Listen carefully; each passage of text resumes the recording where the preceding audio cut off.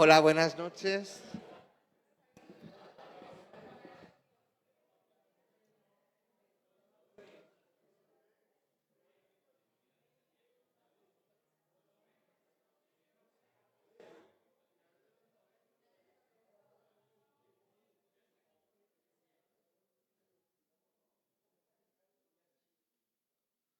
Hola, buenas noches a todos, a todas. Bienvenidos y bienvenidas al Centro Cultural de España.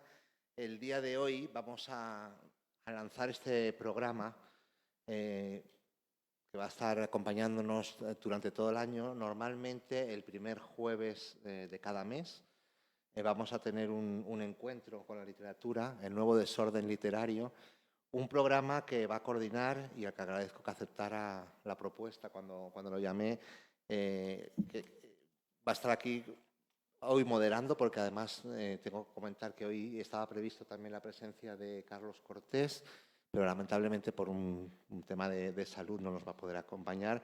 Pero bueno, agradecer a Rodrigo que aceptara el reto de armar este programa, que yo creo que es súper necesario para que, como dice el texto que el propio Rodrigo escribió, son tiempos confusos, tiempos de cambios, y la literatura no es la excepción.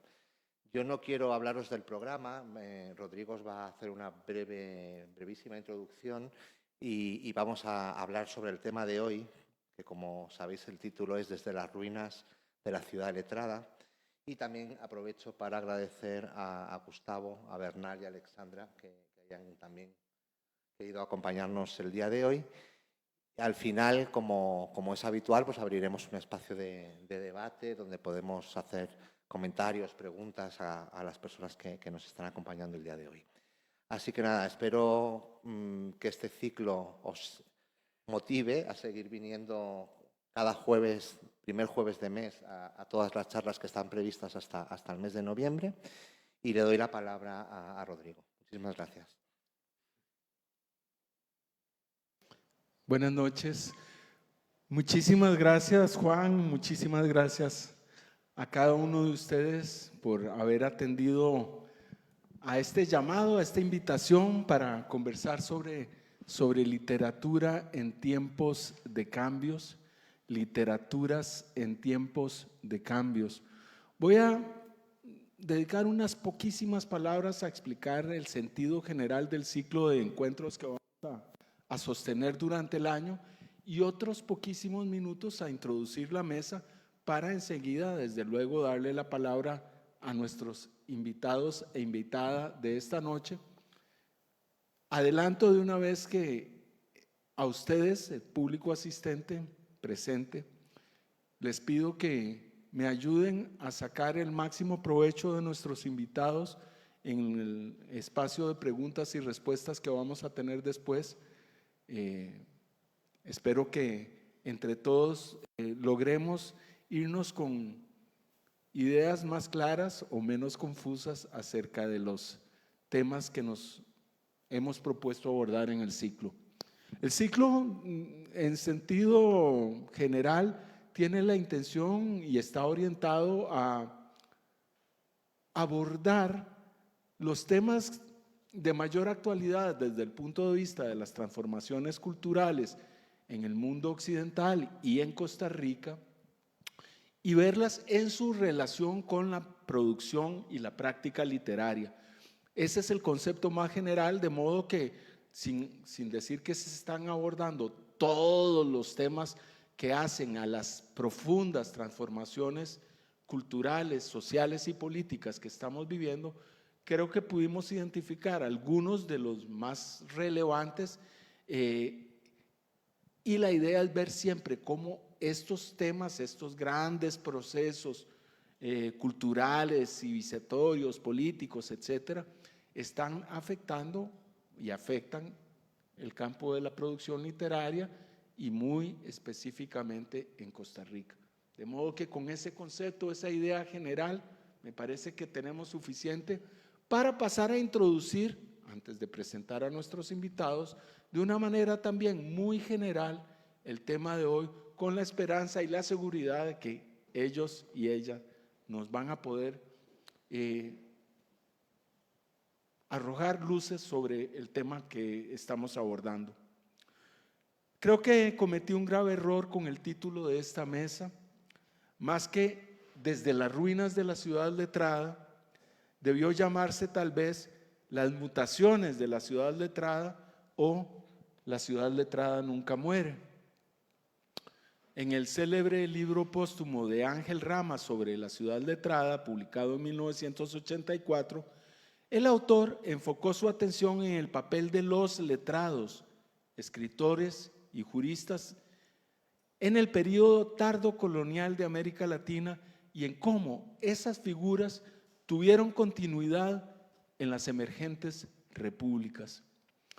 Los intelectuales de la época aparecían como los eslabones necesarios de un poder político cuyo origen, razón y justificación últimas se encontraban del otro lado del mar, en el caso del periodo colonial, o bien en la razón de Estado más allá de la comprensión de las masas iletradas.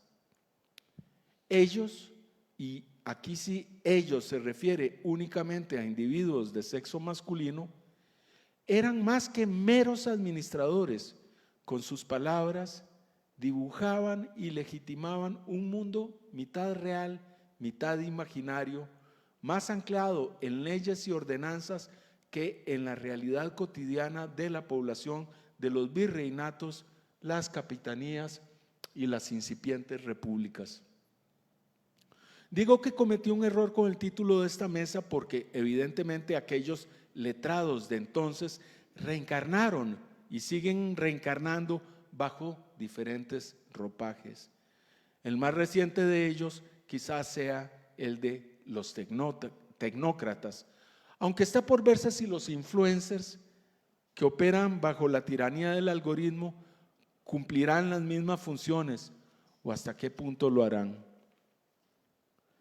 Pero cuando imaginé el título de esta mesa, tenía en mente una idea muy concreta, una cierta nostalgia, voy a decirlo sin tapujos, porque los intelectuales y escritores habíamos perdido desde hace mucho tiempo un lugar en los eslabones y mecanismos del poder político. Sin embargo, el poder político aquí y en todas partes continúa necesitando de una narrativa. El término está más de moda que nunca, que lo legitime y lo justifique. Pero tal parece que para construir y propagar esa narrativa, la literatura perdió importancia y dejó de tener peso. ¿Y qué decir de las contranarrativas?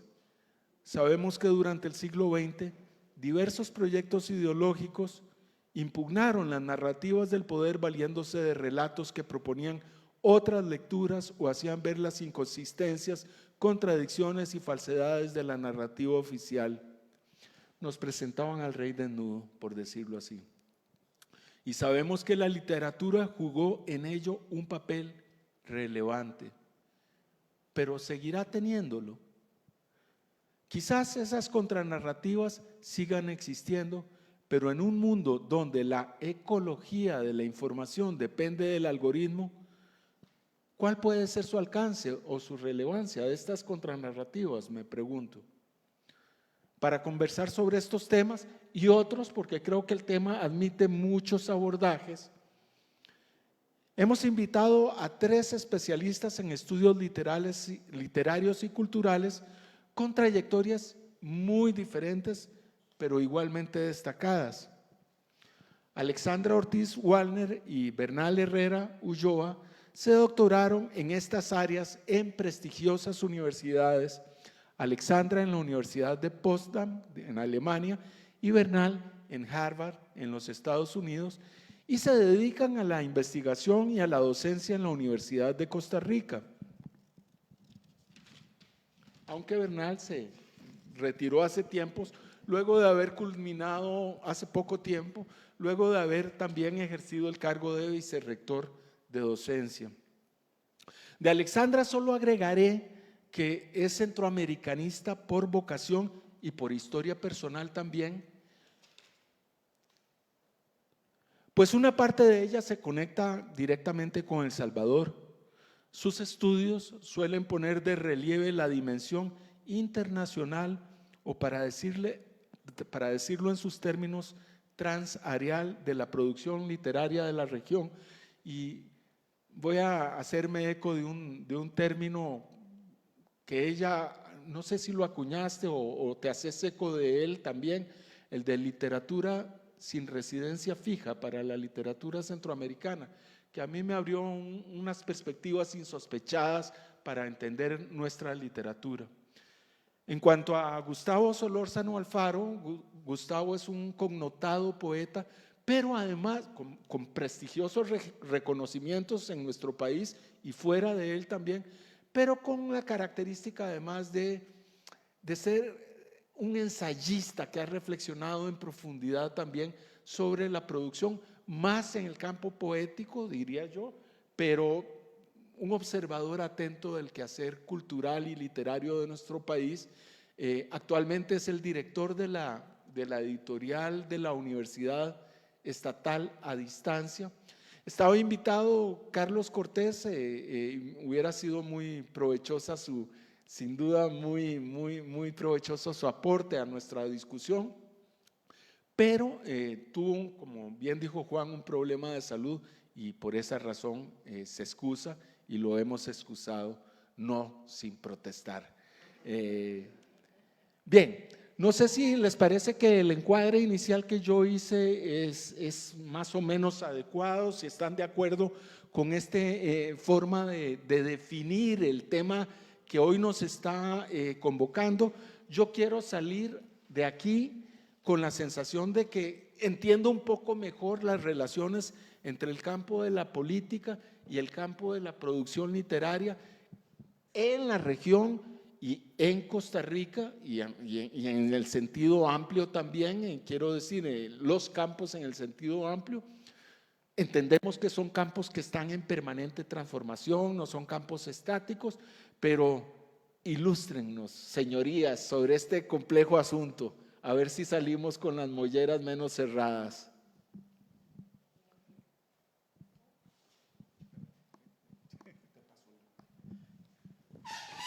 Buenas noches. Bueno, yo creo que en realidad ya hiciste una síntesis muy apropiada para el tema que estamos trabajando, que vamos a trabajar hoy. Igual quiero aprovechar para agradecer a Juan, por supuesto, el nuevo director del Centro Cultural Español, y a este centro que siempre nos acoge. Ahora justamente en Facebook, Carlos Cortés recordaba que hace 33 años iniciaron las tertulias del Farolito, de las cuales estas nuevas tertulias de alguna manera son eco. Agradezco por supuesto a Rodrigo por la invitación a participar, a Bernal, a Alexandra por compartir acá esta mesa y por supuesto a ustedes por acompañarnos. Igual, me voy a permitir hacer unos apuntes. Hago eco de lo que decía Rodrigo. En estas actividades usualmente uno, pues 5, 10, 15 minutos suelen convertirse en discursos largos y luego recordamos poco. Lo más importante siempre son la posibilidad de las preguntas, ¿verdad? Donde pueden surgir otros temas y quizá incluso muchísimo más ricos de las reflexiones que uno puede haber hecho o imaginado en un principio. Un poco repitiendo lo que ya planteaba Rodrigo al inicio, la ciudad letrada que formuló Ángel Rama en el 84 describía una élite de origen colonial en América Latina que legitimaba el poder político a cambio de privilegios. El concepto señalaba una relación entre escritura y autoridad y respondía a un contexto particular, con limitaciones que ya han sido señaladas. Esa estructura entró en crisis, lo que permitió la visibilización de otras voces, literaturas indígenas y afrodescendientes, escrituras de la disidencia sexual o experiencias migrantes. Sin embargo, la ciudad letrada no desapareció. Como plantea Silvia Rivera Cusicanqui, persiste en las leyes, en la burocracia y en formas institucionales que siguen subordinando las experiencias, por ejemplo, de las comunidades indígenas o las tradiciones orales. Beatriz Sarlo y Carlos Monsiváis, por ejemplo, interpretaron en su momento esa crisis como un deterioro y observaron que el declive de tal estructura produjo un desplazamiento hacia una ciudad de los medios, digamos, donde el peso del pensamiento crítico es menor.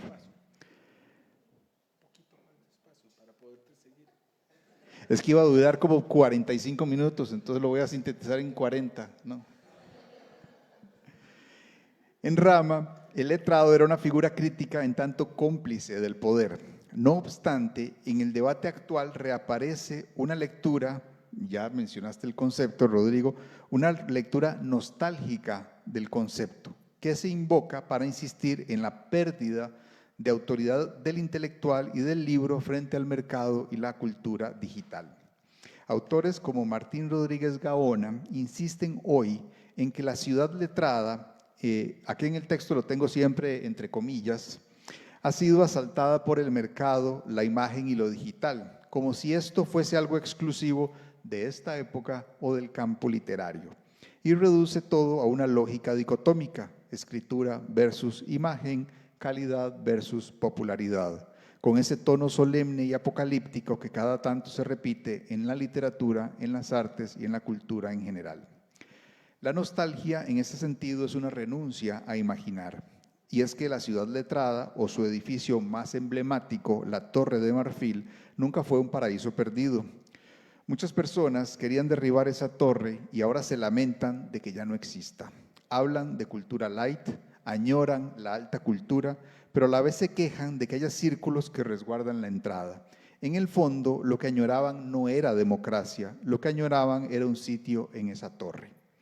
En Costa Rica, estas contradicciones han tenido nombres y estructuralmente funcionan igual que en todo el mundo occidental, con figuras como Fernández Guardia y Gallini, la Academia de la Lengua, las escuelas de letras de la UCR y la UNA, el trascendentalismo de Laureano Albán, la editorial Costa Rica, las editoriales universitarias, los talleres literarios o el Centro para el Estudio de los Problemas Nacionales, semilla del PLN y de la Segunda República que generó la institucionalidad cultural que aún conservamos, con figuras dominantes como Alberto Cañas, se gestó durante décadas el campo literario costarricense que legitimaba autores, distribuía premios y definía qué merecía atención. Hubo, sin embargo, entre 2004 y 2012 aproximadamente, un momento que pudo haber sido esa alternativa, la blogósfera literaria costarricense, desde Tetra Brick de Luis Chávez, pasando por el Café Verlaine de G.A. Chávez, Las Sentencias Inútiles de Guillermo Barquero, Las 100 Palabras por Minuto de Juan Murillo, El Más Violento Paraíso de Alexander Obando o La Casa de Asterión de este servidor. Abrió un espacio de crítica que la institucionalidad tradicional no ofrecía. Durante esos años circularon debates sobre autores, editoriales y premios con una franqueza que los suplementos culturales raramente se permitían. Fue un fenómeno contradictorio. Tuvo la virtud de desplazar la conversación fuera de los circuitos consagrados, pero también sus límites propios, pues las discusiones a veces derivaban en disputas personales, ausencia de rigor, todo hay que decirlo, y dependencia de la figura individual de cada persona bloguera, más que un proyecto crítico colectivo. Cuando las redes sociales desplazaron a los blogs, esos espacios intentaron migrar para terminar simplemente evaporándose.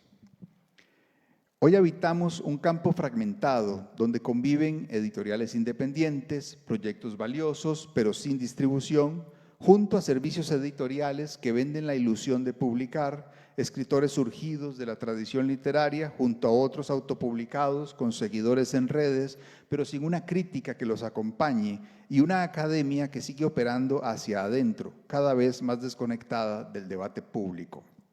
La figura del intelectual público costarricense, capaz de intervenir en los debates del momento con rigor y sin perder el pulso cotidiano, es hoy una especie escasa, que perdió su centralidad desde los años 90 y eso provoca un duelo que se repite en todo Occidente.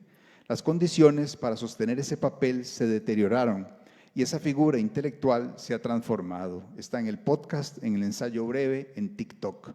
Distinto es que no queramos reconocerlo. En ese sentido, también la educación ha fallado en conectar pasado y presente y ahora pagamos esa deuda. No transmitió la tradición como algo vivo, sino como algo sagrado que no se cuestiona.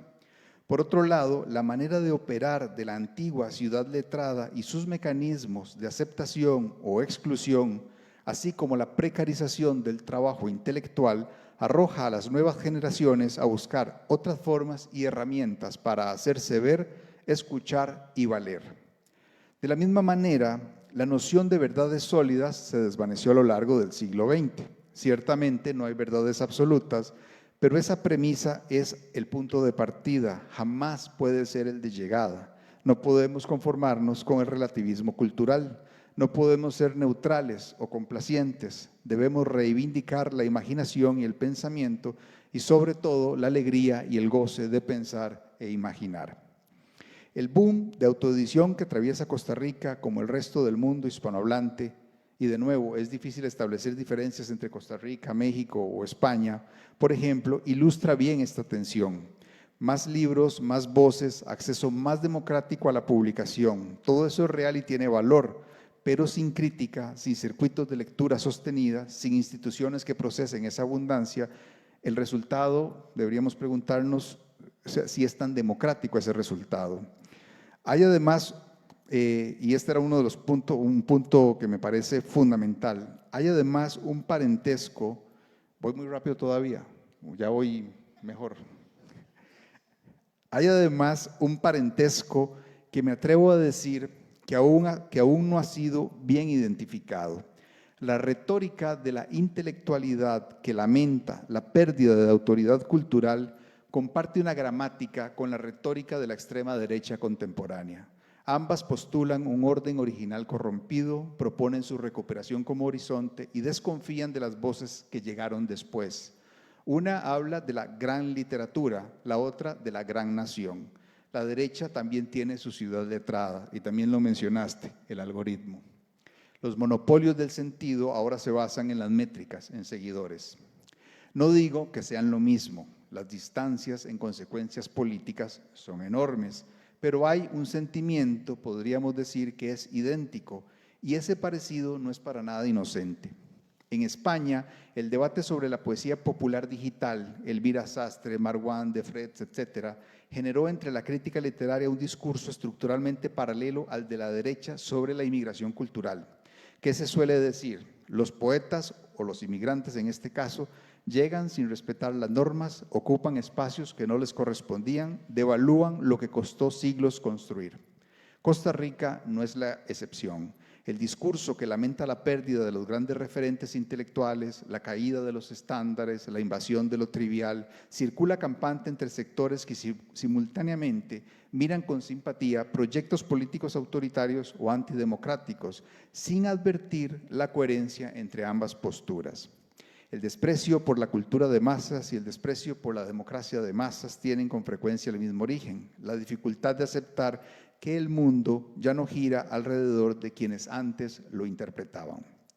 Lo que une estos casos es que convierten la pérdida del monopolio en un discurso de catástrofe, como argumento para deslegitimar a quienes ocuparon el espacio vacío, que hoy son las personas autoras autopublicadas, las editoriales independientes, circuitos de grupos y talleres que circulan fuera de la academia. Eso no significa que la academia no existe, evidentemente, se trata justamente de esa diversidad que muchas veces no se quiere reconocer. El canon literario siempre es provisional, como debe ser cualquier canon. Es una herramienta de trabajo en un momento particular. Las herramientas se afinan, se reemplazan, se discuten. De eso se trata la crítica, poner siempre en crisis. El nuevo desorden literario se ha venido gestando desde hace mucho y sin necesidad de nosotros o incluso de esta conversación. En la medida en que sigamos ajenos a esta realidad, nos partiremos entre la nostalgia por la ciudad letrada o el más llano relativismo. En ambos casos, el resultado será la irrelevancia total. Y ahí el reto, la construcción de una nueva ciudad esplendorosa, con cimientos profundos y firmes, si queremos, pero inclusiva, equitativa, democrática. En última instancia, una ciudad viva, donde corre el aire fresco, abierta siempre a la imaginación y la inteligencia. Muchísimas gracias.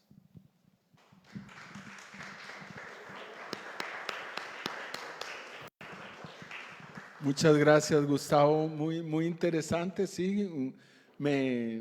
Sin que lo mencionaras, creo que muchos aquí presentes debimos recordar a Vargas Llosa y su Sociedad del Espectáculo, digamos, en verdad, estaba implícito en tu argumento, esa posición, creo que la recogiste muy bien y también señalando, digamos, su ubicación en el espectro ideológico, por decirlo así.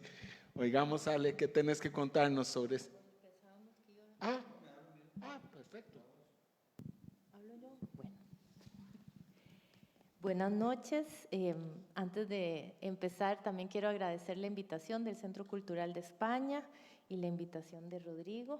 Y muy encantada de estar aquí con mis tres compañeros de mesa. Antes de venir esta noche, estuvimos conversando entre todos para precisamente no repetirnos mucho, aunque coincidimos también en varias de las ideas que ya nos presentó Gustavo. Pero yo intenté hacer un ejercicio a partir de esta idea de las ruinas, porque el libro de La ciudad letrada de Ángel Rama es un libro que yo sigo utilizando mucho en clases, lo sigo enseñando, no me puedo desprender de él, aunque lo criticamos muchísimo. Y yo pensaba que las ruinas, ¿verdad? ¿Cómo podemos leer esta imagen de las ruinas que tiene también una historia muy importante digamos, en el imaginario, no solamente occidental, pero podemos pensar también por los momentos que estamos pasando, ¿verdad? Si vemos las imágenes de los medios de comunicación, lo que estamos viendo son muchas ruinas también, ¿verdad? Y pensaba que uno podía pensar o trabajar con la idea de ruinas como la crisis, ¿verdad? Lo que nos presentaba muy bien Rodrigo cuando iniciaba y presentaba este conversatorio, y lo que nos ha contado Gustavo, como esa crisis en donde se ha perdido, en este caso podríamos pensar la institucionalidad, ¿verdad? ¿Qué pasó con ese vínculo tan vital que es del que habla Rama, ¿verdad? Y que permite que exista la ciudad letrada cuando la institucionalidad es una institucional totalmente débil o debilitada o inexistente. Muchos estudiosos de la región centroamericana dicen que la mayoría de los estados centroamericanos son estados fallidos, y eso nos da también pie para pensar qué pasa con lo cultural en ese contexto. Y tal vez podríamos pensar también en el contexto actual costarricense, ¿verdad? ¿Qué ha pasado ahora que también la institucionalidad es uno de esos flancos que se está atacando constantemente? Luego podemos pensar las ruinas como algo que tiene unos residuos todavía ahí, ¿verdad? Que deja algo a la vista. Y ahí yo pensaría que también podíamos trabajar, y tiene que ver con lo que nos presentaba Gustavo, con la idea de archivo, es decir, con una historia, ¿verdad? Tenemos una historia de una ciudad letrada, fuese la que se fue construida o se intentó construir en un contexto como el costarricense, el centroamericano. Así que no ha desaparecido, como muy bien decía Gustavo, sino que deja algo, ¿verdad? Hay unos restos que están ahí todavía y que probablemente sean los que se intentan reconstruir en diferentes proyectos, aunque muchos de esos proyectos fracasen. O siguen reproduciendo, ¿verdad? Jerarquizaciones, el canon, ¿verdad? Cómo leemos, cómo existe todavía, ¿verdad? Un ministerio de educación que prescribe qué tipo de lecturas son las que se tienen que hacer, y por supuesto en esas listas lo que hay, o lo que podríamos ver también son los muchos vacíos que hay, ¿verdad? No las listas que se repiten una y otra vez y que son las ya muy conocidas, sino por qué no están quienes no están, o los libros que no están. Y por último, pensaba que podíamos también hacer el ejercicio o jugar con la idea de las ruinas como una apertura, como un espacio para las nuevas voces. Y en ese caso también el ejercicio pasa por desjerarquizar nuestro propio proceso de pensamiento, cómo es esa ciudad letrada. Gustavo hablaba de esas diferentes iniciativas o colectivos, ¿verdad? O ese ecosistema que es muy variado, que va desde los clubes de libro, los clubes de lectura, la autoedición, las ediciones estatales. Es decir, el mundo del libro, en el caso costarricense y centroamericano, yo me atrevería a decir que está bastante vivo y es muy múltiple, ¿verdad? Es muy diverso digamos, raro, no corresponde con lo que uno suele pensar como un mundo del libro en el sentido mexicano, del gran proyecto editor, del Estado editor, o un conjunto como el argentino, diríamos, pero no significa que no se edita y no significa que no se lea. La pregunta es ¿dónde? ¿Dónde se está leyendo? ¿Quiénes están leyendo? ¿Cómo están leyendo? ¿Y qué pasó con ese vínculo, verdad? De, digamos, el escritor o la escritora o el intelectual, la intelectual o el letrado y la letrada y la institucionalidad. Y esto me lleva a un punto que está muy presente en una de las partes del libro de Ángel Rama y en otros de sus libros, y él habla mucho de la incipiente profesionalización del escritor. Bueno, él lo dice en masculino, podemos decir por supuesto también de la escritora. Y él habla de que es justamente en el cambio del siglo XIX al XX, en donde alrededor del surgimiento de la crónica periodística, que surge la posibilidad de que estos escritores y escritoras hispanoamericanos se profesionalicen, es decir, que reciban un sueldo por la escritura que realizan. Y esto me resonó mucho porque ayer se otorgó en España un premio, un nuevo premio literario polémico por diferentes razones. El premio es de 1 millón de euros, ¿verdad?, para una obra narrativa hispanoamericana. Dentro de las personas candidatas al premio, los finalistas, había hay 3 personas provenientes de América Latina, y bueno, ayer se otorgó el premio y se lo otorgaron a la escritora argentina Samantha Schweblin. Cuando ella da su discurso recibiendo el premio, ella dice que lo que ella más quería en su vida era ser una asalariada, ganar un sueldo, una remuneración permanente, constante en su vida, dedicándose a la literatura. Y no es que el premio le vaya a resolver el asunto, ¿verdad? Lo que me pareció muy fascinante es que lo que plantea Rama hace más de un siglo, ¿verdad?, en el contexto hispanoamericano, que lo podemos aplicar también a este contexto un poco más regional centroamericano o costarricense, sigue siendo una pregunta, ¿verdad? ¿Cómo puedo continuar en el camino de una profesionalización de la labor de la escritura? Y creo que eso es tal vez como la gran utopía, lo que ya esa ciudad letrada tampoco nos va a otorgar ni puede resolver, sino es a través de la intervención del mercado, ¿verdad? Aquí hay una empresa privada que es la que está otorgando un premio, pero que sabemos también que no funciona de la misma manera como funcionaron o funcionan otros premios, que es el proceso de la legitimación, ¿verdad? Cómo se legitiman ciertos personajes dentro de la ciudad letrada para convertirse en esas voces que pueden ser quienes hablen desde la ciudad letrada. Lo voy a dejar ahí porque luego vamos a conversar entre nosotros más. Muchas gracias. Muchas gracias, Ale. Muy bien.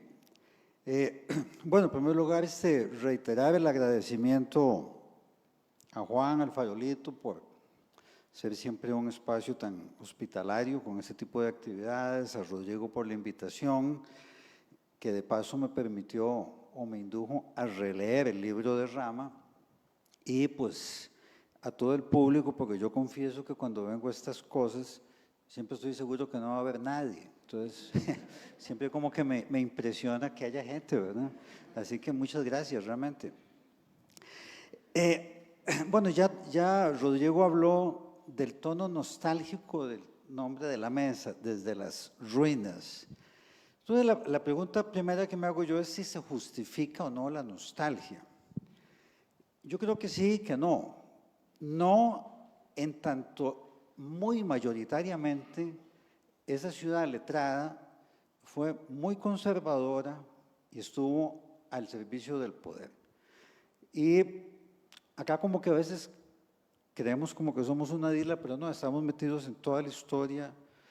Y si uno ve la historia de la escritura, ya desde las tabletas cuneiformes, la inmensa mayoría de lo que ahí está escrito son transacciones comerciales, leyes, o sea, realmente casi no hay poemas, relatos, y son más bien posteriores, ¿verdad? Entonces, la asociación entre la escritura y el poder empieza desde la invención misma de la escritura. Luego, en el caso de Occidente es claro, pero también en otros aparece la clase sacerdotal, que es la que eminentemente más escribe, y uno lo ve tanto en todo el medioevo europeo, en el mundo precolombino, los tlacuilos, etcétera, ¿verdad? Entonces, claro, digamos como que desde esa perspectiva, sentir nostalgia por la ciudad letrada a mí personalmente me cuesta. El hecho es de que esa ciudad, sin embargo, también produjo pensamiento crítico, y yo creo que esa es la parte tal vez como nostálgica. En el caso de Rama, ya lo mencionó Alexandra, Rama ubica eso principalmente finales del 19, la emergencia. Realmente yo creo que ya en el caso de Hispanoamérica, la colonia, tenemos autores como Las Casas, como Guamán Poma de Ayala, tenemos incluso un Lope de Aguirre, es un tipo rebelde, crítico contra lo que está viendo. Tenemos esa cantidad enorme de letrados indígenas mexicanos salidos del colegio de Santa Cruz de Tlatelolco, y desde antes pues tenemos en la tradición clásica grecorromana los epicúreos, en fin, tenemos la literatura popular que siempre existió, etc. Incluso eso es una tradición, digamos, de crítica contra el poder, y hay una tradición crítica todavía más escasa, más minoritaria, pero existente, que es la tradición de los letrados que critican a la ciudad letrada. Rama da un ejemplo muy interesante, el de Simón Rodríguez, maestro de Simón Bolívar, y por ejemplo Simón Rodríguez decía que un niño aprende más en 1 minuto tallando un palito que en 2 horas sentado en un pupitre oyendo al maestro. Bueno, eso es una crítica fuerte contra la ciudad letrada a la que él pertenecía, ¿verdad? Entonces a mí me parece que esta tradición crítica, aunque minoritaria, pues de una u otra manera sí, digamos, puede inspirar alguna nostalgia. Ya Gustavo mencionó el tema del ambiente actual que vivimos, de un conservatismo muy fuerte, una derechización de todo el espectro político. El Frente Amplio, que ahora es la izquierda costarricense, en el fondo hace 20 años hubiera sido de la socialdemocracia, ¿verdad? Y entonces, una primera observación que tiene que ver con esto de la política es de que ahora que lo pensamos, tal vez esas manifestaciones críticas, o muchas de ellas de la ciudad letrada, las manifestaciones modernas, parecía que requerían de la democracia en alguna medida, de lo que los marxistas llamaban libertades burguesas, como la libertad de expresión. Y resulta que cuando nosotros vemos eso, la historia que tiene miles de años de todo tipo de autoritarismos, de la democracia son 250 años, y con lo que estamos viendo hoy día tal vez resulte un experimento efímero, desafortunadamente, igual que las famosas libertades burguesas que tanto criticamos a veces en algunos momentos, y que ahora tal vez empezamos, viendo su desaparición, empezamos a añorar. La convocatoria, ya lo mencionó Rodrigo, habla de que el poder político ya no ocupa la ciudad letrada. Yo creo que lo que el poder político no ocupa es la ciudad letrada literaria. El resto de la ciudad letrada sigue funcionando a toda máquina. Ahí están los tecnócratas, están los abogados, están los sociólogos, están… Lo que ya pareciera que al poder político no le hace falta es literatura.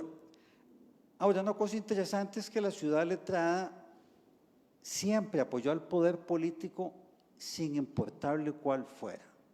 O sea, lo mismo apoyó el caudillismo latinoamericano del siglo XIX, que el estalinismo, que la socialdemocracia, que Fidel Castro, pongan ustedes el nombre de quien tuviera el poder, y había una ciudad letrada dispuesta a apoyarlo, ¿verdad?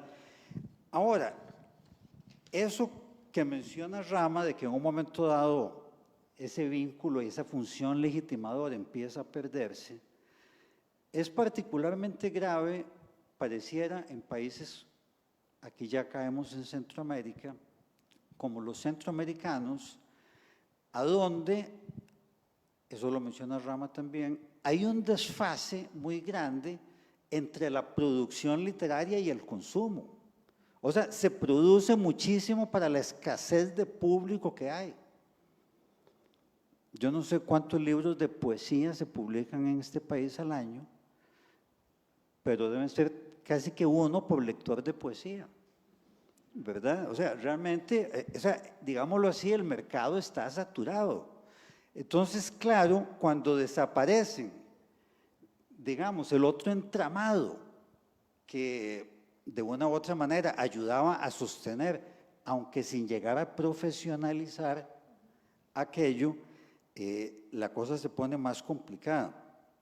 Hay un periodo en la historia latinoamericana y centroamericana, un poco menos, a donde parece que el público y el consumo literario como que empezaron a crecer. Yo ubicaría como en los 70s, 80s, no sé, tal vez 60s, en parte por el fenómeno del boom, por ejemplo, donde por primera vez buena parte de los, digamos, la cultura latinoamericana sintió, con razón o sin ella, que finalmente pertenecíamos a eso tan extraño que se llama literatura universal, aunque cuando a lo más que llega esa literatura terrícola, ¿verdad?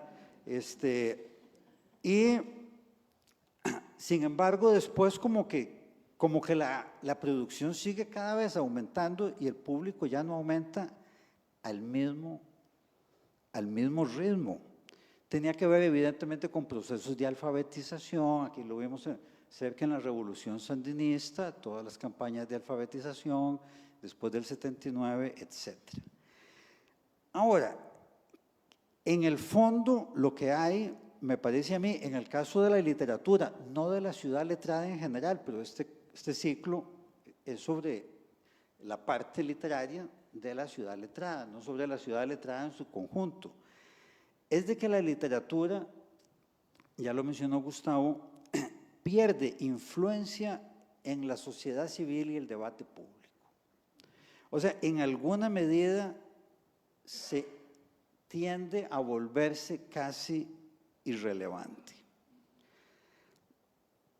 No es un fenómeno solo propio de la literatura. Si uno ve en otra cantidad de autoridades o instituciones que tenían una gran autoridad previa, pensemos en las universidades o en la Iglesia Católica, me da lo mismo, todas estas instituciones también han perdido buena parte de la autoridad, digámoslo así, epistémica, sociopolítica que tenían antes.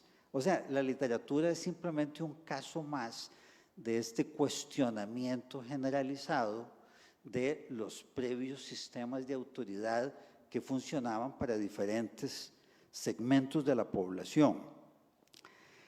Ahora, ¿qué ha pasado con la ciudad literaria letrada? Digamos, la ciudad literaria. Bueno, entonces ya vimos que de la ciudad letrada, la literatura era un barrio, por así decirlo, no era ni de lejos toda la ciudad. Bueno, vamos a ver si tal vez sería pobre económicamente, pero tenía un gran capital cultural que es casualmente lo que está en crisis. Y eso es lo que la gente lamenta, no tanto porque finalmente en estos países nunca se ganó mucho con la literatura económicamente, pero sí se tenía un espacio importante en el debate público, etcétera, ¿verdad? Una de las cosas que ha pasado, me parece, y aquí ya yo caigo más en la ciudad letrada, digamos, acá no es el único país donde eso pasa, pero ya viendo un poco el de acá, es que la ciudad literaria previa en general estaba unida en el tipo de crítica que hacía. Generalmente era crítica de clase. Entonces, si uno piensa en Fabián Doble, Joaquín Gutiérrez, Adolfo Herrera García, etcétera, los clásicos de la literatura aquí social que se llamó, ¿verdad? Son autores generalmente marxistas o de izquierda con una agenda de clase, y en esa medida, esa literatura crítica tenía un frente común, compartía ese eje crítico. Lo que pasa es que ahora ese barrio se fragmentó casi que en caseríos, en calles. Entonces está el feminismo, el ecologismo, la crítica LGTBQ, etcétera, etcétera, que a veces uno hubiera creído que todos iban a llevar muy bien porque eran críticos de lo que existía. Sin embargo, para sorpresa de más de uno y una, no siempre las relaciones son muy buenas entre estos caseríos críticos, ¿verdad? O sea, se pelean mucho entre sí. Incluso uno ve, puedo poner el ejemplo del feminismo, pero otros un montón, igual que pasaba con el marxismo, que los ortodoxos se peleaban con los trotskistas, y los trotskistas entre sí se dividían, etcétera, ¿verdad? O sea, digamos, ya no hay esa unión de cuerpo que en un momento dado tuvo ese componente crítico de la literatura. El desfase entre la producción y el consumo se volvió más fuerte y entonces hay una mayor lucha por las cuotas de mercado que hayan, y tal vez las principales luchas acá se vieron, eso va a ser tema de una mesa en adelante, alrededor de quienes entraban en la lista del Ministerio de Educación Pública, que era lo que generaba un poco más de mercado para los productos literarios, ¿verdad? De ahí se vino encima la cultura de la cancelación. Entonces ya, si un texto literario, es el caso de Cocorí y de Joaquín Gutiérrez, si el texto literario no refleja los valores con los que yo me identifico plenamente, pues nada, simplemente hay que sacarlo de la lista, que la gente no lo lea, ¿verdad?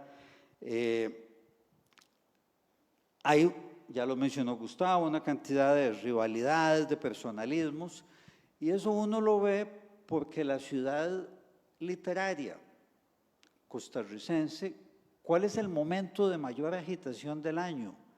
Poco antes y después de la entrega de premios nacionales. Entonces ahí empiezan los pleitos de que entonces a los que no les dieron dicen, no, ese no sirve para nada, etcétera, ¿verdad? O sea, realmente ese es el momento como del hervidero anual, y ya después pasan los debates y ahí ya otra vez como que la cosa, hay mucho menos agitación en las redes sociales y demás. Ahora, evidentemente que los problemas más serios de la ciudad letrada literaria, pues no son necesariamente los internos. Un primer problema o transformación es todo el tema de las redes sociales.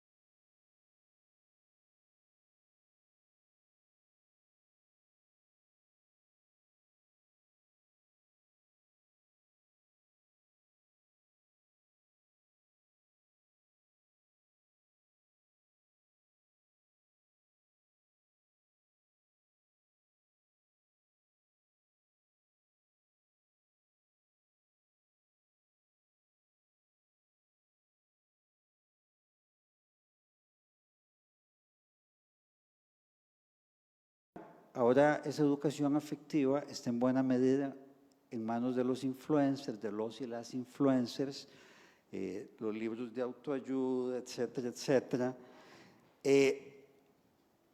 Encima, tenemos un ambiente de una gran derechización que reivindica todo aquello que los diversos caseríos de la ciudad letrada, literaria, critican: el machismo, el racismo, la xenofobia.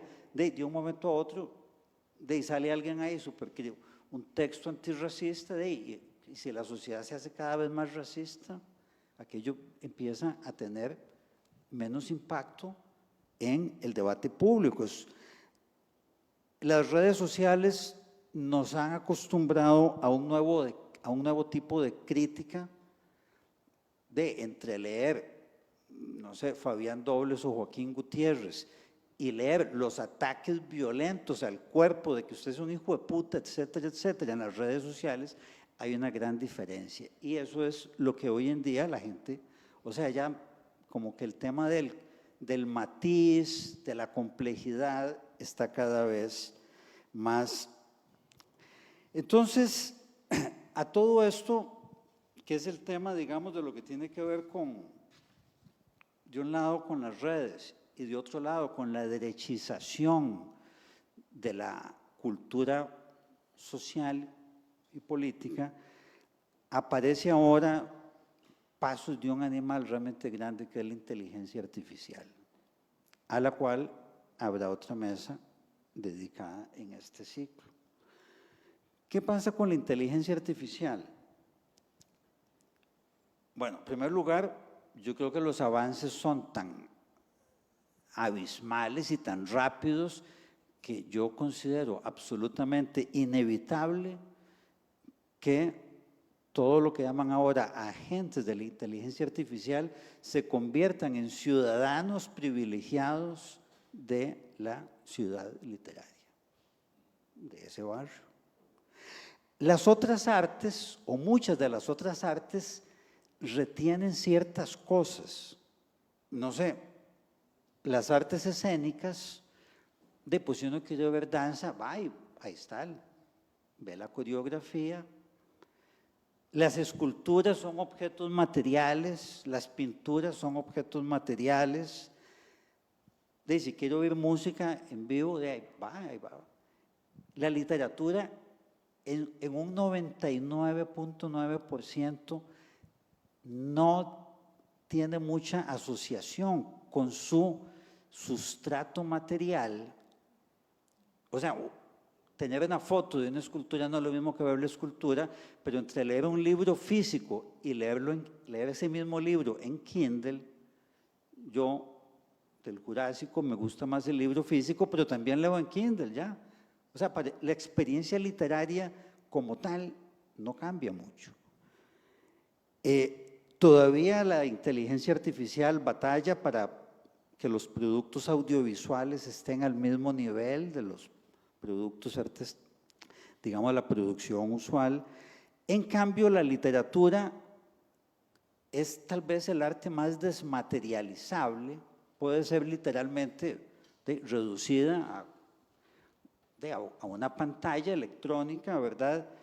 Y entonces, claro, hay gente que les gustan que las primeras ediciones, en fin, etcétera, pero digamos, eso es una cosa totalmente atípica.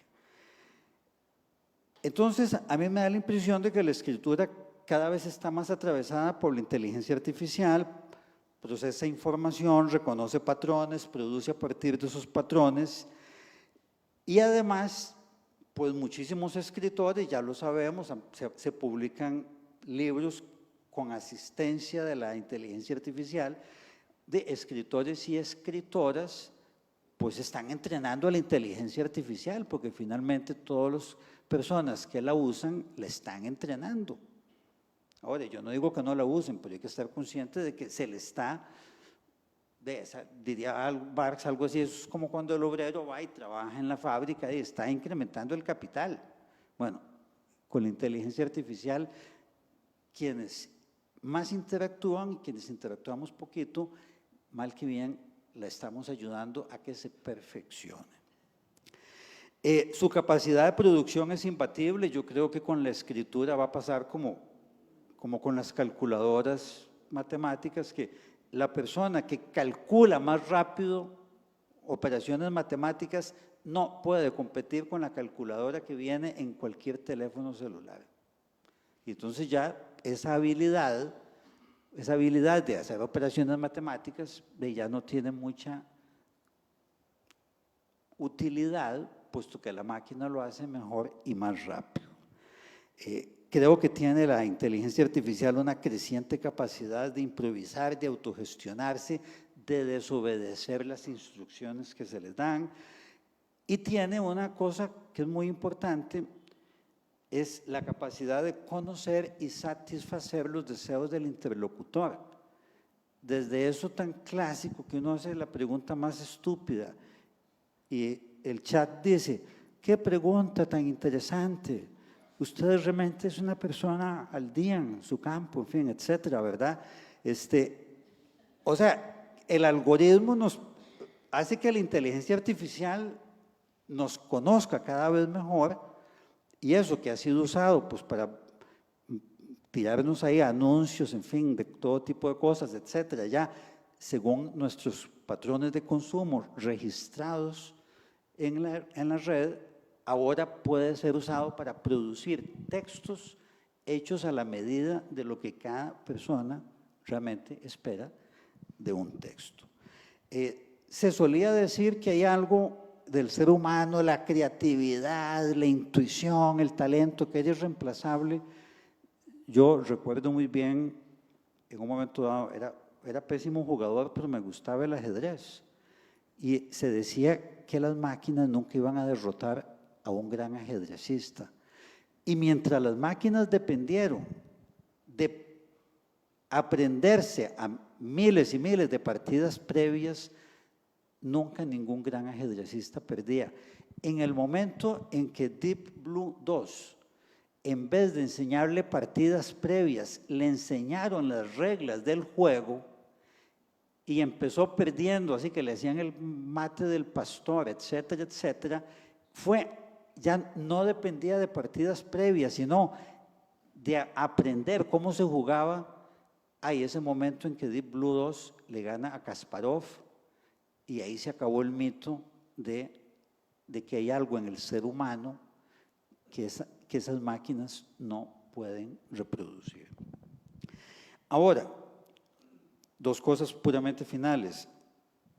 Pregunta la convocatoria acá, dice, ¿qué emergió de las ruinas de la ciudad letrada literaria? Bueno, yo personalmente creo que sigue existiendo, que cada vez hay más habitantes y productos. O sea que los problemas no son de producción, son de consumo y son, digamos, de pertinencia o son, digamos, de relevancia, de la relevancia que la gente le da. O sea que si uno se atiene a algo que ya mencionaba Gustavo, al hecho de que hay millones de personas que antes no escribían y que ahora escriben en las redes, por ejemplo, de lo que tenemos ya no es una ciudad, sino que es una megalópolis a donde millones de personas todos los días están escribiendo cosas. La mayoría, tal vez no demasiado interesantes, pero el hecho es de que tienen un público, ¿verdad? Pregunta también, ¿qué emergerá de esas ruinas? Bueno, la única respuesta sincera es que no sabemos, ¿verdad? Pero me parece que se pueden vislumbrar algunas posibilidades que no son excluyentes. Una primera es, y eso yo creo que sí está claro, la inteligencia artificial como una ciudadana privilegiada de la ciudad literaria en el sentido de productora de textos literarios, ya no solo legales y ¿verdad?, de programación, etcétera, no, de literatura.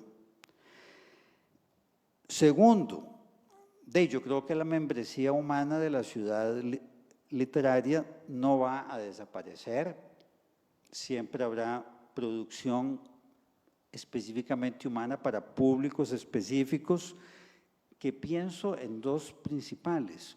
Uno, quienes simplemente prefieren una producción humana, así como yo prefiero leer un buen libro físico con buen papel y buena letra, etcétera, que leer el Kindle. Yo creo que va a haber una parte del público que diga, no, yo quiero leer una novela escrita por un ser humano. Va a ser cada día más difícil saber si realmente la escribió o no, pero bueno. Y también queda una cierta aura de eso de ser un escritor, ser un escritor. Entonces me imagino que siempre hay un tipo de público que está dispuesto a ayudar a sostener a esos miembros humanos de la ciudad letrada, así como de una u otra manera acercándoseles, ¿verdad? En fin, o sea, teniendo una especie como de lo que Fraser llamaba la magia por contagio, ¿verdad? Eso es una cosa que es muy propia de muchas burguesías y oligarquías, ese gusto por decir, mire, yo tengo capital económico, usted tiene capital cultural, de ahí, echémonos unos tragos, ¿verdad? Entonces, digamos que eso me parece a mí que va a ser también algo que continúe. El libro físico lo veo continuando, ya eso ha sido de la muerte del libro material, yo no sé cuántas veces ha sido anunciada y ahí cada día se publican más, ¿verdad? Y en esa medida, pues me parece que simplemente la ciudad letrada literaria, insisto, esto no vale necesariamente para todos los demás barrios de la ciudad letrada, seguirá con todo tipo de transformaciones y de ahí ya veremos qué pasa. La ciudad letrada es algo así como la guerra en Irán, o sea, uno no sabe qué va a pasar al día siguiente. Desgraciadamente así es, así que ya veremos. Bueno, muchas gracias. Muy bien.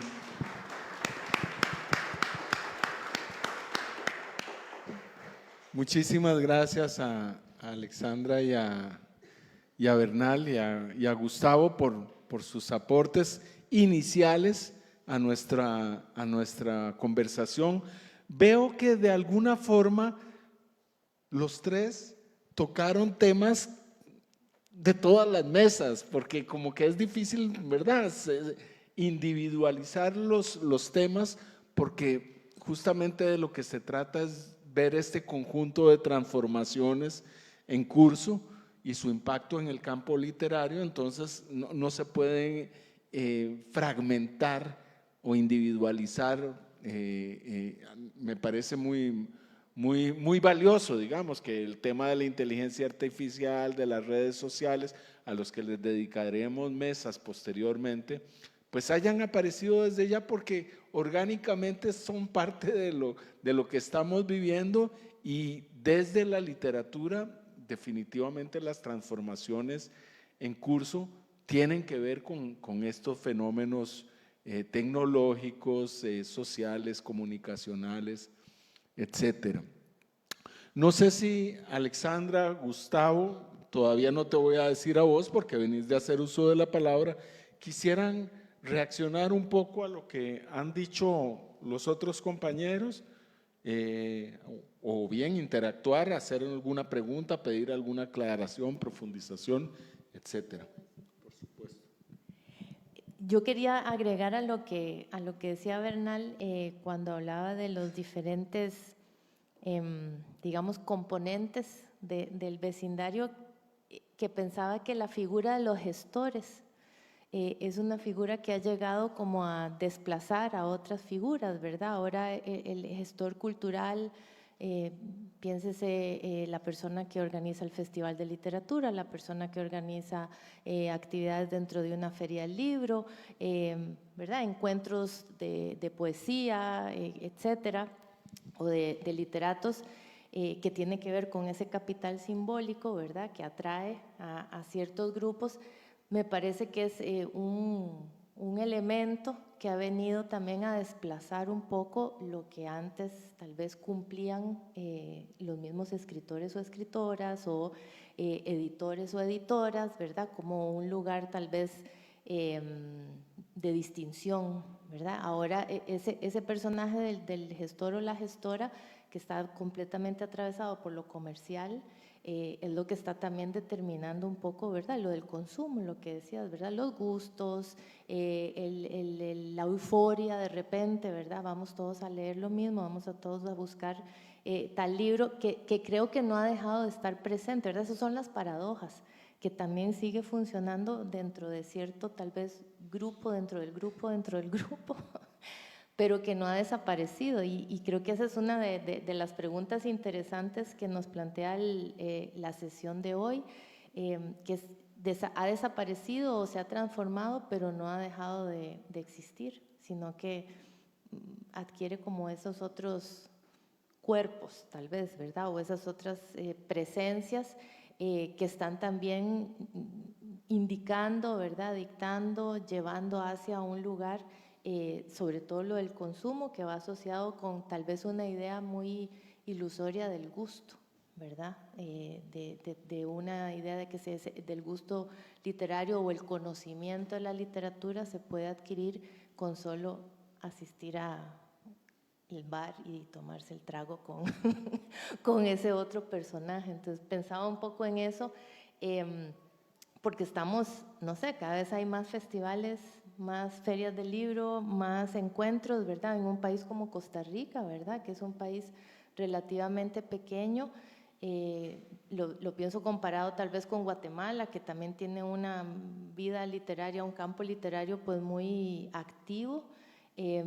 No creo que en Guatemala haya tantas ferias de libro como las que se hacen aquí, ¿verdad? En un solo año. Entonces, ¿qué nos dice eso? Por supuesto, quienes vamos y hemos ido a las ferias de libro sabemos que ahí hay una enorme variedad de diferentes iniciativas que tienen que ver con la publicación o ya con tal vez lo digital, ¿verdad? Pensaba también en el auge de la novela gráfica, ¿verdad? Que en el caso de Costa Rica es algo que está bastante presente, bueno, en América Latina también en general, y que eso ha transformado también esos modos de leer, ¿verdad? Ya el texto breve, la imagen, esa relación muy diferente con, ahí sí, con la materialidad, tal vez podríamos pensar, ¿verdad? Que creo que sigue siendo importante, pero es tal vez muy periférica con respecto a otros fenómenos. Eso que mencionas ahora al final es muy importante porque, y lo decía Bernal, toda esta idea de que constantemente se está anunciando la muerte del arte, la muerte de la literatura, la muerte de los libros, y lo primero que tenemos que reconocer es precisamente que muera o no muera, independientemente del concepto que le podamos dar a eso, lo que hay es una transformación, o sea, hay una transformación permanente que se ha dado a través de los siglos y eso no tiene ninguna diferencia. Que hoy día, evidentemente, la aceleración con la que se dan esos cambios implica otras cuestiones, genera otras preguntas y otros problemas, sí, pero quizá lo que hay que abandonar, y precisamente este tema de la nostalgia, a mí particularmente me encanta la nostalgia, pero creo que es como un asunto personal, no puedo necesariamente aplicarla como herramienta crítica, como herramienta filosófica, ¿verdad? Para decir, es que la ciudad letrada murió, o decir, murió y ahora la sustituye esto, sino que lo que tenemos es un caleidoscopio de opciones que estás mencionando precisamente, de diferentes manifestaciones, formas de gestionar la cultura, las producciones culturales y demás. Es decir, hay que reconocer que el mundo se transforma y eso es lo que muchas veces nos cuesta desde la literatura, nos cuesta desde la filosofía, nos cuesta desde la academia. O sea, hablamos de la transformación, pero muchas veces cuesta reconocer e incluso encarnar esa posibilidad de transformación. También quería mencionar algo que decías, concuerdo con este diagnóstico cuando decís, por ejemplo, que el libro tiene una materialidad distinta a la danza, ¿verdad? Voy y veo el espectáculo de danza y sé que tal vez los bailarines no son inteligencia artificial, ¿verdad? Mientras que con el libro no lo puedo saber.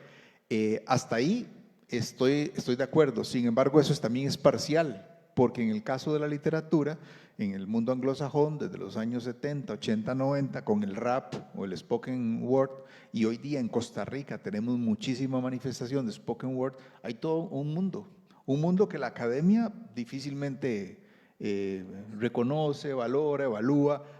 Ya hay algunos estudios, algún artículo, alguna aproximación. Por supuesto que hay también profesores más nuevos, profesores jóvenes que empiezan a estudiar todo esto, pero va muy, muy lentamente ese reconocimiento. Probablemente en 30, 40 años se estará estudiando muchísimo, de una manera muchísimo más fuerte.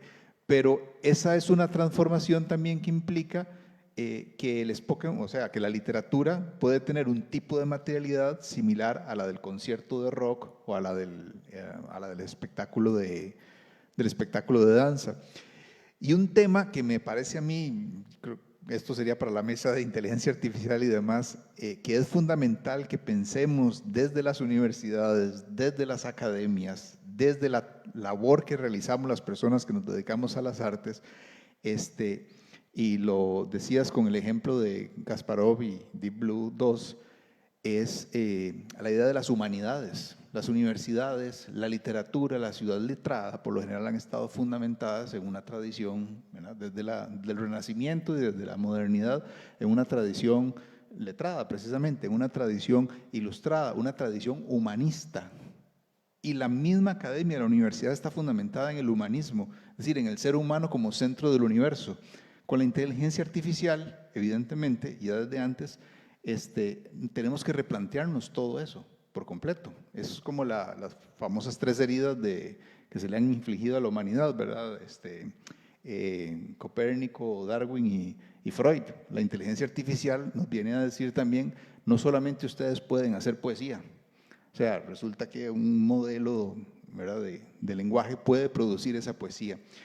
Y hay un componente ahí filosófico, moral, ético y demás que tiene que ver, por ejemplo, con las creencias. Yo particularmente no soy creyente, yo no creo en el alma. Entonces a mí la inteligencia artificial no me plantea ningún problema en el sentido de la pérdida del alma. Porque si el alma no existe, ¿contra qué estamos jugando? ¿O cuál es el meollo del asunto? ¿Ah? Es decir, desde un punto de vista, no puedo yo sentirme agraviado, por ejemplo, porque la inteligencia artificial está pretendiendo suplantar mi alma, porque para mí la producción es material y lo que hace un modelo de estos es completamente material. Eso no quita otra serie de problemas gravísimos que estamos enfrentando, porque ya ahí entramos, por ejemplo, a ver la cantidad ingente de basura, y ahí también no puedo decirlo de otra manera, de basura que se genera diariamente. Todos los días lo que vemos en noticias escritas, en redes sociales, podcasts, TikToks, Reels, etcétera, todo en este momento está siendo producido con exactamente el mismo patrón. Y ahí lo que entra en juego es otro tipo de problema, ¿verdad? Entonces, sí, definitivamente nos presenta algo, un panorama muy, muy, muy complicado. Básicamente, y de hecho lo que estamos diciendo aquí en este momento sobre inteligencia artificial ya está quedando obsoleto en el momento en el que lo estamos diciendo, ¿verdad? Decía yo hace poco en otra mesa que las universidades, por ejemplo, o las instituciones o la gente en los últimos 2 años, 3 años, 4 años, en los últimos 6 meses han estado generando políticas para el uso de la inteligencia artificial, cómo detectar la inteligencia artificial, y hoy día en el ámbito literario no hay ninguna herramienta que lo asegure. La única agencia que tiene una herramienta que es de la más sólida es Wiley, que es un conglomerado gigantesco en el medio editorial, ninguna otra. Es decir, que todos esos intentos que se han hecho en los 2 últimos años para que las editoriales, las universidades puedan tener herramientas que detecten el plagio o que detecten el uso de creación con inteligencia artificial se están derrumbando en estos momentos. Los estudiantes están empezando a montar frentes para quejarse justamente de cómo están siendo juzgados o analizados con herramientas que parecen ya quedar obsoletas. Entonces, sí, definitivamente es un tema que uno quisiera poder seguir hablando, seguir conversando, porque es muy, muy, o sea, nos enfrenta a una situación bastante compleja. Es un momento muy, muy particular de la historia. Muy bien. Bueno, yo creo que hemos tenido la oportunidad de asomarnos a un tema complejo, creo que sin llegar a conclusiones definitivas. No me parece que que sea el caso ni siquiera intentar esbozarlas, pero sí asomarnos como a la complejidad de este tema y las múltiples dimensiones de la ciudad letrada que como concepto no nos interesan. Nos interesa el concepto de la ciudad letrada en tanto nos permita pues reflexionar sobre lo que estamos viviendo y sobre lo que está pasando y sobre lo que está pasando, punto. Quisiera aprovechar pues la presencia de tantos amigos, tantas amigas, tantas personas que están activos y activas en el campo intelectual y en el campo literario para abrir también un espacio de preguntas, un intercambio alrededor de los temas que hemos esbozado, que hemos acariciado. Tengo a Mauricio que ha pedido la palabra, no sé si alguien más quiere. Sí, Carolina también, muy bien, vamos entonces a empezar así.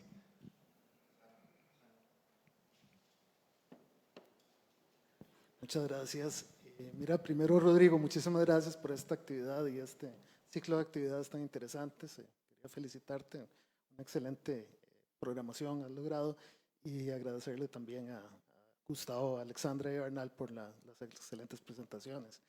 Yo tenía un comentario sobre todo de lo que había mencionado Gustavo, sobre el paralelismo que haces entre ciertas posturas de derecha y este conservadurismo cultural, digamos, ansiar o tratar de volver a la tradición y todo, o sea, es muy claro, digamos, que tener razón, ¿verdad? Y que es algo como que atraviesa el tiempo, pero a mí me preocupa más el otro fenómeno.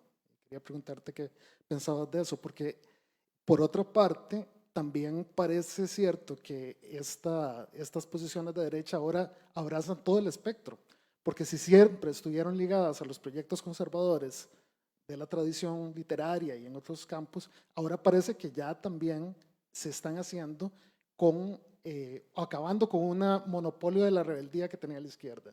O sea, si vos ves, es cierto que estos proyectos siguen defendiendo a nivel político proyectos conservadores, pero ahora también toman la figura de la persona con el pelo un poco raro o de personas que son rebeldes o que digamos que toman esa posición, y lo mismo está pasando en la literatura.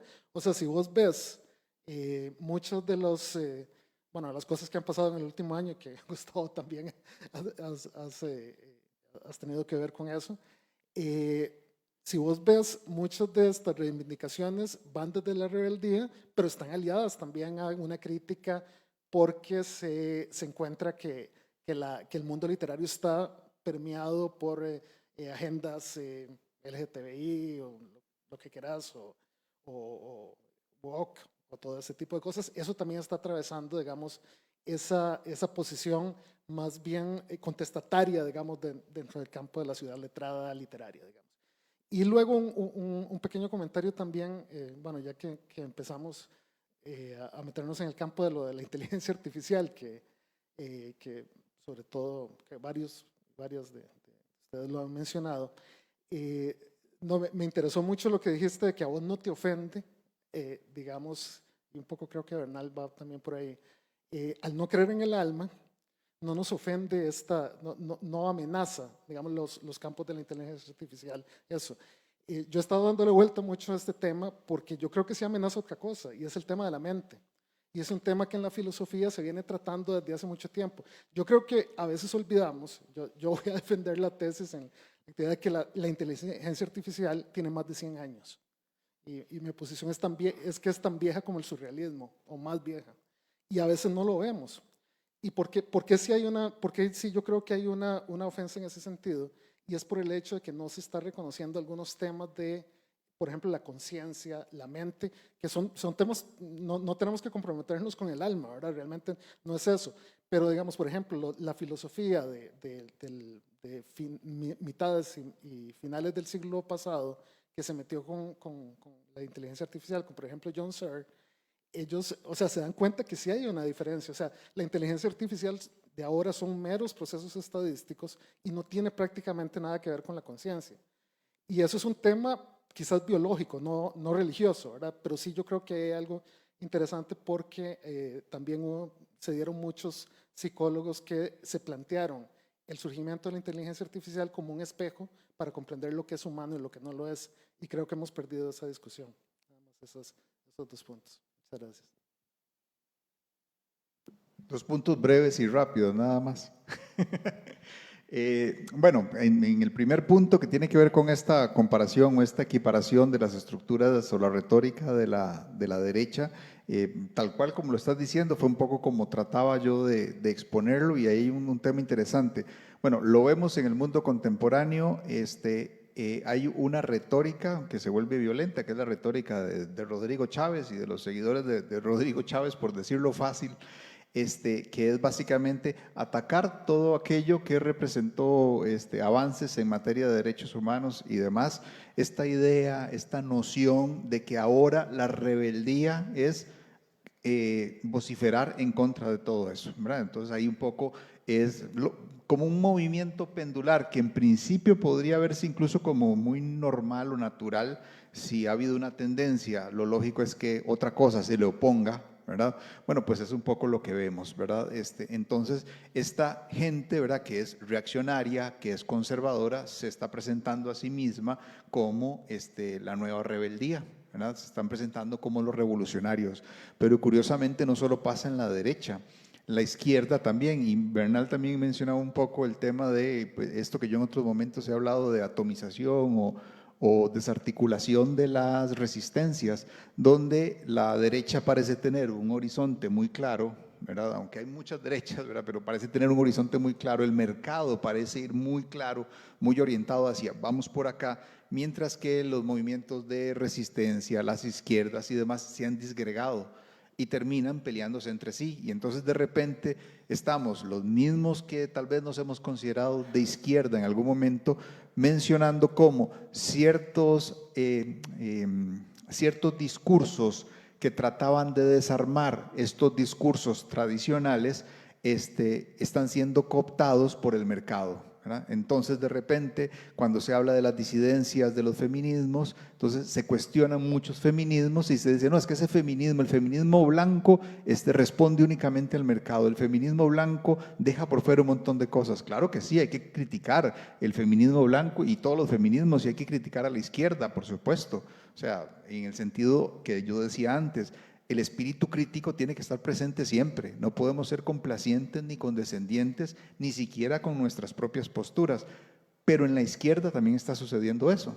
Y a veces parece muy seductor también atacar o cuestionar ciertos asuntos y despacharlos de una sola vez, sin percatarnos de que, ok, hay que criticar y hay que cuestionar, pero igual, ¿cómo vamos a seguir avanzando? Porque si no lo que hacemos también es pues convertirnos en útiles para el mercado que al finalmente le gusta y le sirve que estemos peleándonos entre nosotros. En cuanto al tema de la inteligencia artificial, creo que es interesantísimo lo que planteas, porque efectivamente yo lo mencionaba, pensaba incluso en términos religiosos, ¿verdad? A mí la idea del alma es una estructura de carácter religioso, el tema de la mente es otro tema, y me parece que efectivamente ahí pueden entrar muchísimas cosas. Quizá un poco en broma podría decir, esa molestia que siento cuando veo que todo lo que se produce hoy en redes sociales, cuando veo gente escribiendo un post de Facebook con inteligencia artificial y todos se parecen y son iguales y se puede ver la sintaxis y la gramática, tal vez eso pasa un poco por la parte más, no del alma, sino por la parte más racional hasta cierto punto. Pero ahí hay todo un campo, definitivamente, que tiene que ver con esto y que es sumamente interesante. Evidentemente, estoy aquí también hablando un poco de paja y especulando, porque para mí es un campo, primero, que no conozco, es impresionantemente vasto, y estoy aquí como un Lego, ¿verdad? Que está ahí jugueteando un poco entre asombrado, entre asustado, entre entretenido, ¿verdad? Preocupado con esos cambios y esas transformaciones. Gracias, buenas noches. Bueno, primero agradecerles el espacio y la palabra letrada que han compartido los 4 con nosotros. Y lo primero sería un poco agregar este tema de la inteligencia artificial. Por mi parte a mí sí me angustia, pero más allá del alma y estas cuestiones que están conversando es la posibilidad de la evaporación, por usar este término, de la alteridad y cómo llega a suprimirse la necesidad del otro a través de la inteligencia artificial y cómo hay personas ya que conversan con ChatGPT como si fuera un alguien que no es un alguien, ¿verdad? Que maneja todos los idiomas de la humanidad y ya no tiene la necesidad de conversar con otro ser humano. Y la inteligencia artificial sí tendría la capacidad de eliminar este tipo de espacios como en el que estamos hoy presentes, porque las personas ya no están buscando estos contactos, estos otros, que les den estas opiniones, que les lleven la contraria, que es un poco lo que decía Bernal, ¿verdad? El ChatGPT, me van a perdonar la expresión, pero es un gran salamero, ¿verdad? Todos son felicidades, sí, usted es el más inteligente de todos, y a mí por mi parte sí me genera angustia de cuáles van a ser los alcances del borramiento de esa o de la evaporación de esa alteridad y las consecuencias que tengan a nivel de la crítica y del pensamiento y por supuesto que de la mente. Y lo otro, agregar a modo como ya de experiencia, de fenomenología, al comentario que hizo Alexandra de la cantidad de ferias de libros y de actividades que hay. Y yo participo en esas ferias de libros y yo sí puedo decir a propósito de la supuesta aura de escritor, ¿verdad? Que quizás en algunos espacios muy pequeños se sigue sosteniendo. A mí, y con desagrado lo digo, y con cierta decepción y con cierta tristeza, yo que participo en esos espacios me doy cuenta, porque al final de cada día de feria, la única pregunta que se plantean entre todos los escritores es ¿cuánto vendiste? ¿Cuántos libros vendiste hoy? No hay una pregunta de a quién conociste hoy, cómo te fue con el libro, qué te dijeron, qué te opinaron, vi que llegó tal escritor a comprarte, vi que te hicieron una entrevista. La única pregunta de rigor es cuánto vendiste. Y uno los ve al final de cada feria haciendo cuentas. Entonces realmente al final hay tanta feria de libro porque, y van a perdonar el anglicismo, ¿verdad? Ya el escritor no tiene esta aura de persona intelectual que se le valora, que se le valida como alguien que tiene algo que decir, sino es prácticamente un rockstar. Entonces hay tanta feria de libro porque el mismo gestor cultural quiere tener una feria de libro a su nombre o con una marca personal, tiene contactos con municipalidades o con el sector privado, tiene su propia feria, le permite a todos los escritores vender, cobra, por supuesto, por esos espacios para que vender. Entonces, al final de cuentas es absolutamente un negocio. Entonces, parte de lo que se ha vuelto la ciudad letrada que ustedes comentan es un gran mercado. También como tal vez un edificio de apartamentos, una de estas tiendas de departamento que existían antes en el centro de San José de la Gloria o el Globo, y, y creo que habría que agregar en la ciudad de Trara un edificio de estos de ventas. Sí, bueno, varias cosas. Yo creo que lo de la inteligencia artificial, para empezar por ahí, tal vez no se ha dimensionado lo suficiente. O sea, si uno ve básicamente la casi totalidad de las revoluciones técnicas o tecnológicas que hubo antes, lo que hacían era, digamos, liberar al ser humano de trabajo físico y cada vez más los seres humanos se fueron dedicando a trabajos más intelectuales. Y no me refiero a la ciudad letrada, o sea, lo que quiero decir es que los esclavos que recogían algodón en el siglo XIX y para atrás, en los campos algodoneros, trabajaban con el cuerpo, o sea, digo, no tenían que pensar mucho, entonces se podía, digamos, era un trabajo casi totalmente corporal. Ya la persona que maneja un tractor y que sustituyó a cientos de esos, eso ya es una cosa más compleja, manejar uno de esos aparatos requiere una preparación mucho más allá, una cuestión técnica, etc. Y uno ve, ahora se habla de la desaparición de profesiones.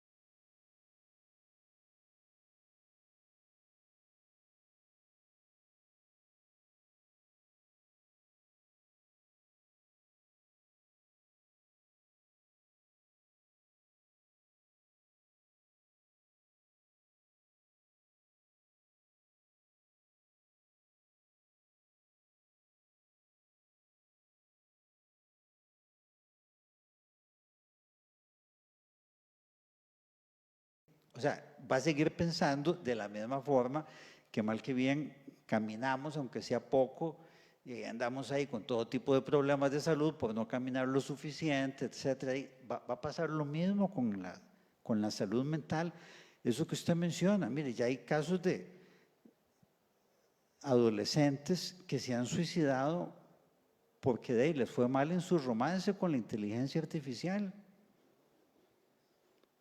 O sea, y claro, es que la inteligencia artificial está ahí 24/7, y si yo quiero hablarle durante 3 días seguidos de ajedrez, me sigue la conversación, ningún amigo lo soporta. O sea, uno trata de conversar con la gente y conversa, a mí me encanta conversar, pero uno sabe que en un momento dado la gente uno llega con los temas de uno y el otro le tira los temas de la otra persona y uno ahí tiene que adecuarse, en fin, ¿verdad? Es parte, o sea, la comunicación humana siempre tiene un poco como de arena en el engranaje. En cambio, con la inteligencia artificial, no hay una disponibilidad constante. Y así como ya en Japón, alguna gente se casan con avatares porque dicen que las mujeres son muy complicadas o que los hombres son muy complejos, lo cual es totalmente cierto. Es por eso que nos divorciamos y todo, ¿verdad? Pero, claro, el avatar siempre nos va a dar la razón. No es lo mismo. Pero tal vez no es lo mismo para quienes crecimos, que todas nuestras relaciones eran con personas y eran presenciales. Pero ya si uno creció totalmente metido en que una buena parte de mi vida, mis amigos, los puedo hasta contar, ahí Facebook le dice a uno cuántos amigos tiene en un momento dado, etcétera. Entonces yo creo que hay todo un tema que de un lado tiene que ver con qué le va a ir quedando al ser humano frente a este aparato, a este programa, o lo que sea, a estas plataformas que ya pueden hacer la inmensa mayoría de lo que antes uno hacía a nivel fundamentalmente de pensamiento, y también qué va a pasar con las relaciones humanas, ¿verdad? En ese sentido, yo creo que, y a fin de cuentas, de ahí la literatura es uno de los campos a donde yo creo que se va a probar este tipo de cosas, hacia dónde va a ir la humanidad. Termino hablando, porque se mencionó solo del humanismo, y claro, las universidades en general han estado históricamente orientadas al humanismo. La Universidad de Costa Rica constantemente habla de que es una universidad humanista, y claro, yo creo que, como dice Gustavo, finalmente eso del humanismo, que Gustavo lo definió muy bien, poner al ser humano en el centro del universo, tal vez es lo que nos tiene en esta crisis ecológica tan horrible. ¿Por qué? Porque si nosotros somos el centro del universo, podemos usar el resto de la naturaleza, verla como un recurso, explotar. Entonces yo exploto los recursos. Ahora en Argentina se acaba de aprobar una ley para hacer minería en los glaciares, etcétera, etcétera. O sea, ahí se sigue la cosa. Tal vez casualmente el humanismo es una de las cosas que debiéramos empezar a cuestionar y a darnos cuenta que realmente somos realmente parte de la naturaleza. Y como decía la primera frase de un libro que se llama El estudio del hombre, de Ralph Linton, acordarnos que no somos ángeles caídos, sino antropoides erguidos. Y en esa medida, digamos, tal vez dejar de situarnos como el pináculo de la humanidad, lo que dice la Biblia. O sea, el Señor nos dijo, enseñoreados de la tierra, y a su vez los occidentales se pusieron en el pináculo de la humanidad, y los adinerados en el pináculo a su vez, y entonces, resumidas cuentas, tenemos un mundo cada vez más jerarquizado, y cada vez más destruido. Entonces, no sé, digamos que en la ciudad letrada pareciera que hay una especie de peligro desde arriba con la inteligencia artificial y de peligro desde abajo, si ustedes quieran verlo así, con esos millones de personas planteando 10 memes diarios, generados en muchos casos por la inteligencia artificial, y anunciando cada vez que se comen una pizza, aquí me estoy comiendo la pizza, entonces aquello, claro, es una circulación de mensajes que cada vez permite menos, digamos, tratar de mantener algo de la vida, de eso que yo llamé la parte crítica de la ciudad letrada y literaria.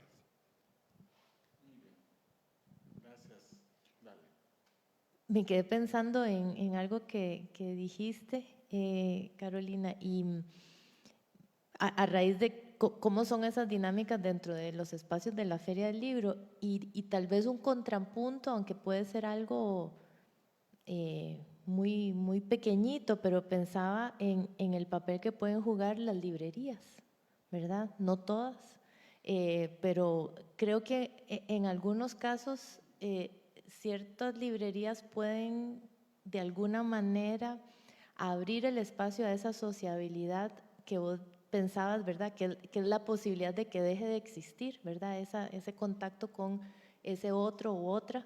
Y aunque tal vez sean encuentros un poco breves o muy efímeros, pero es alrededor de los libros, ¿verdad? Que uno establece ahí conversaciones, se encuentra con amigos o conoce personas y que pasa por otro tipo de conversaciones o de estar juntos que no es esa de las ferias del libro, ¿verdad? Que es ese consumo, que es ir a ver qué pasó en el sentido más burdo, tal vez, ¿verdad?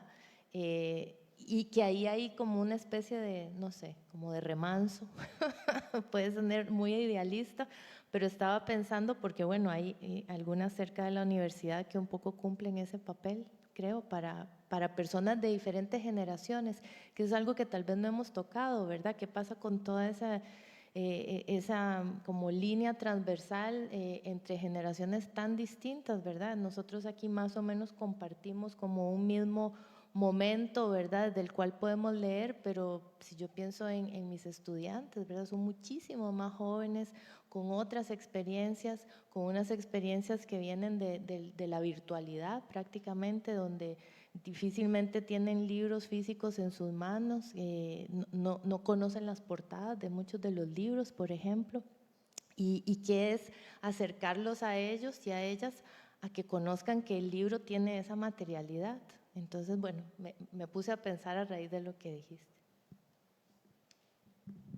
Yo sé que se supone que una de las funciones mías es tratar de ensayar algún tipo de conclusión sobre la conversación que hemos sostenido, pero me siento francamente incapaz de hacerlo porque empezamos preguntándonos por las relaciones entre el campo de la política y el campo de la literatura específicamente, y la conversación nos ha llevado por otros derroteros sin haber dejado de tocar derroteros que me parecen totalmente importantes, imprescindibles, urgentes, y que se han salido con esta fuerza en nuestra conversación de esta noche. Pues creo que es porque responden a las necesidades y a las urgencias de la época.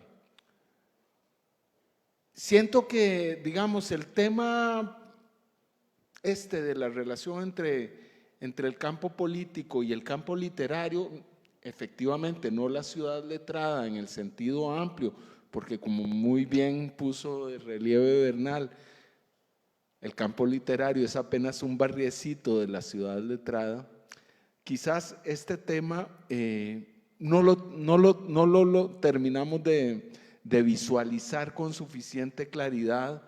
Se puso de relieve mucho el tema del ruido, voy a llamarlo así, del ruido, y cómo en el ruido, en la oscuridad, todos los gatos son son pardos y el ruido, el bombardeo informativo, mediático a través de las redes sociales hace difícil discriminar la paja del grano. Yo siento que efectivamente, y no puedo dejar de decirlo, que digamos el campo literario, sea cual sea su especificidad, y la tiene, la especificidad de la imaginación, del cultivo de la palabra, en el sentido más sofisticado del cultivo de la palabra, ha perdido relevancia y sigue perdiendo relevancia, digamos, en el conjunto de la sociedad. No puedo dejar de sentir que hay una pérdida en este fenómeno que observo y que anoto, pero desde luego tampoco puedo hacer algo para evitarlo y simplemente pues constatar que está en el curso de un montón, que eso forma parte de un montón de procesos de cambio societal que efectivamente son inevitables y de los que somos parte. Tengo una pedida de palabra, pero creo que vamos a dejar la conversación aquí porque me parece que hemos llegado pues como al límite del tiempo y entonces nada más quiero terminar pues agradeciéndoles a todos ustedes el habernos dado la oportunidad de conversar presencialmente, reiterarles la invitación a que se hagan presentes también en los próximos encuentros, agradecerle al Centro Cultural de España la oportunidad de encontrarnos y en muchos casos de las personas que nos conocemos de abrazarnos presencialmente. La verdad es que hay un valor enorme en eso y hay que ponerlo de relieve. De modo que pues damos por terminada la actividad agradeciéndole a Bernal, a Alexandra, a Gustavo y a Carlos que no pudo acompañarnos, pues, pero que estoy seguro que también habría hecho varios aportes. Yo casi digo algo que creo que Carlos hubiera dicho porque nos conocemos muy bien, pero no me atreví a usurpar su identidad de esa forma. De modo que muchísimas gracias y podemos quedarnos un ratito conversando.